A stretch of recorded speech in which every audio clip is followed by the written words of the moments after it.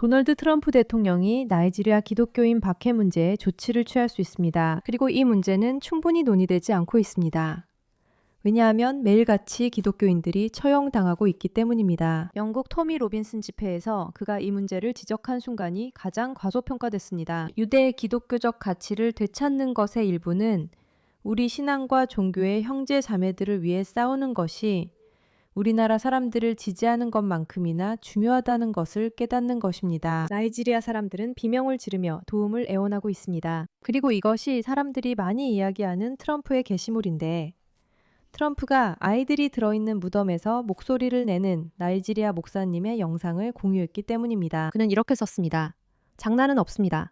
당신이 좋아하는 주제에서 다음에 무슨 일이 벌어지는지 지켜보세요. 도널드 J. 트럼프 대통령. 오늘 밤 저의 지시에 따라 용감한 미군과 나이지리아 군대가 가장 활발한 대상을 제거하는 복잡한 임무를 완벽히 수행했습니다. 세계에서 가장 위험한 테러리스트이자 ISIS 2인자를 전장에서 제거했습니다. 이는 이러한 노력의 결과입니다. 이 목사님의 말씀을 들어봅시다. 이 주제에 대해 잘 모른다면 꼭 알아야 합니다. 정말 가슴 아픈 일이기 때문입니다. 트럼프 특별 고문님, 이제 트럼프에게 나이지리아에서 우리의 생명을 구해달라고 말씀해 주세요. 트럼프에게 나이지리아에서 생명을 구해달라고 꼭 전해주세요. 다시 말하지만 이분은 무덤에서 말씀하고 있습니다. 알겠죠? 나이지리아에서 기독교인들이 학살당하고 있습니다. 기독교인들을 대량 학살하고 있어요. 만약 그들이 무슬림들이 죽임을 당하고 있다고 말한다면 무슬림들도 죽임을 당하고 있다는 거죠. 그런데 누가 그렇게 하고 있습니다. 무슬림들이 그렇게 하고 있습니다. 이건 정말 끔찍하고 끔찍한 이야기예요. 자세한 내용을 살펴보고 토미 로빈슨이 어떻게 이렇게 중요한 무대에서 이 이야기를 했는지, 그리고 실제로 무슨 일이 일어나고 있는지 그 복잡성을 좀 더 이해해 봅시다. 하지만 먼저 푸시백에 오신 것을 환영합니다. 저는 진행자 메이라 K입니다. 구독 버튼 꼭 눌러주시고 이 영상도 많이 응원해 주세요. 그리고 우리 스폰서인 켈시에게도 잠깐 감사 인사를 전합니다.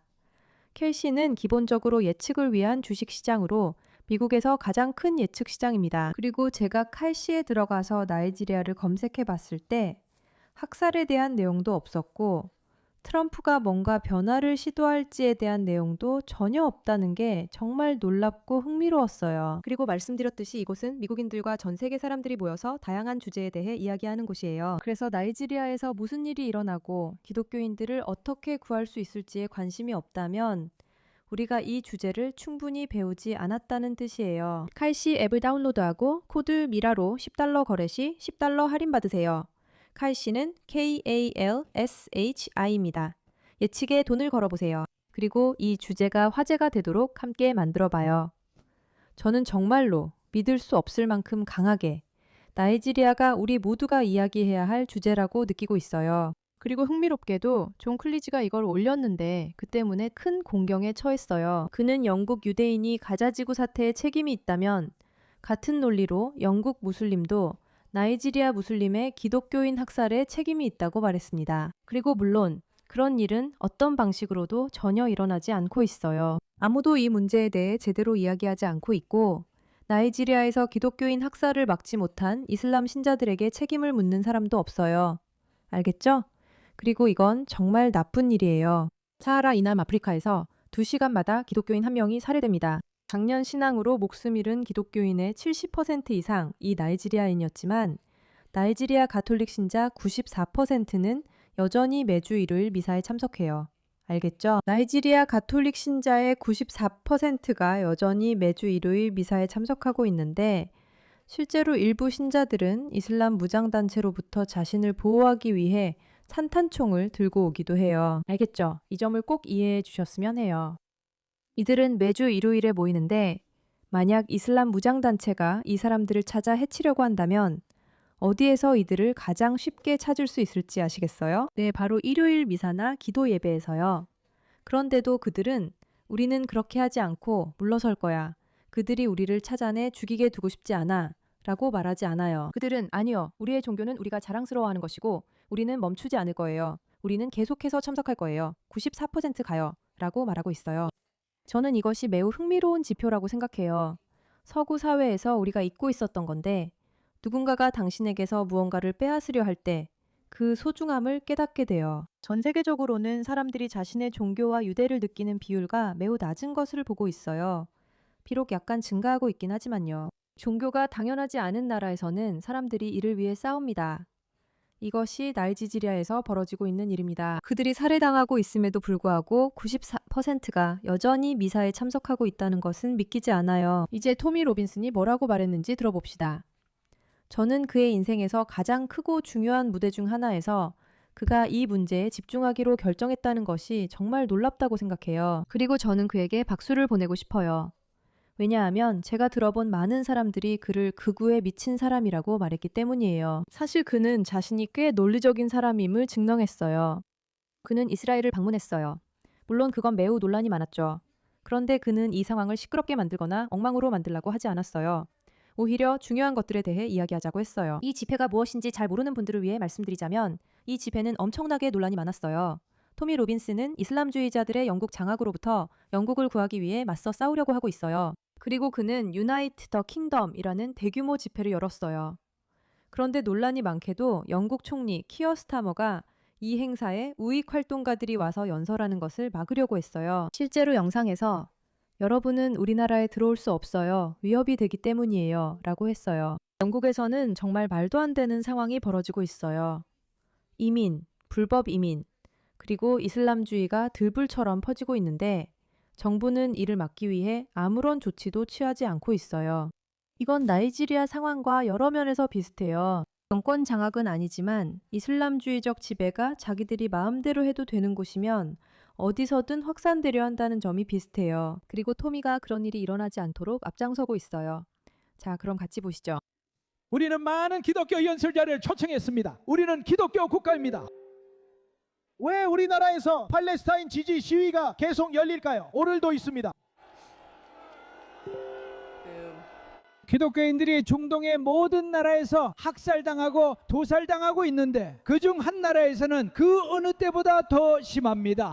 지금도 집단 학살이 벌어지고 있습니다. 나이지리아에서는 수년째 계속되고 있습니다. 우리의 기독교 형제자매들이 세계 어느 나라에서든 강간당하고 약탈당하는 동안 우리는 침묵하지 않을 것입니다. 그래서 지금 BBC, 언론, 영국 성공회 그리고 그 망할 교황까지 왜 나이지리아의 기독교인들을 위해 목소리를 내지 않는 겁니까? 여기서 그가 지적하는 것은 단순한 위선입니다.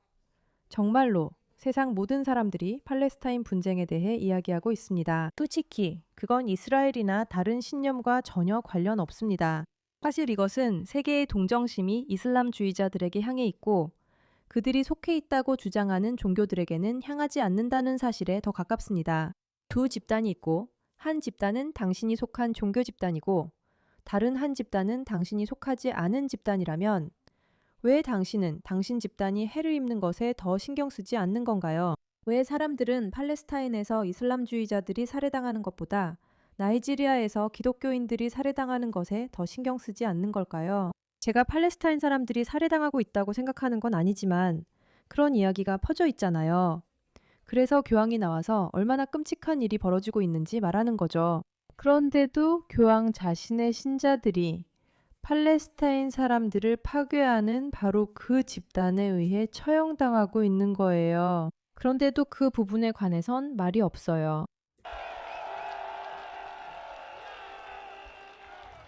지금 이 순간 자기 사람들에게 무슨 일이 일어나고 있는지 세계에 알리기 위해 이곳에 직접 온 주교가 있습니다. 나이지리아 보카로에서 오신 조한 주교님입니다. 이제 말씀해 주시죠, 주교님. 그는 이 문제를 논의하려 주교님을 직접 모셨네요. 주님을 찬양합니다.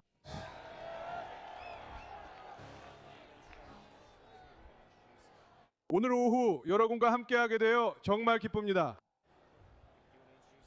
그리고 여러분께 말씀드릴 수 있는 특권을 주신 하나님께 감사드립니다.